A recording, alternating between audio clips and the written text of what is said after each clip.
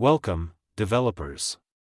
Today, let's explore the choice between full-stack Java and full-stack Python and why Python stands out in today's dynamic landscape. Python's clean syntax and versatility make it an excellent choice for full-stack development.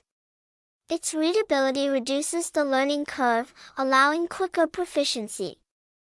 Python's concise code and dynamic typing lead to faster development and prototyping, enhancing productivity. Java, with its verbosity, may lag behind in terms of development speed. In today's job market, Python is witnessing significant growth.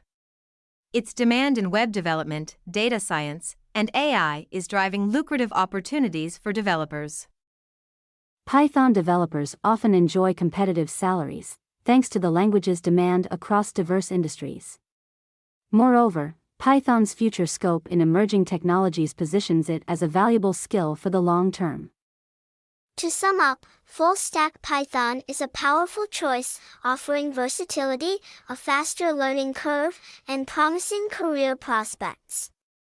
Share your thoughts below, and for more in-depth training, don't forget to check out our playlist for the full-stack Python training course, where free notes are also included with each video. The link is given in the description.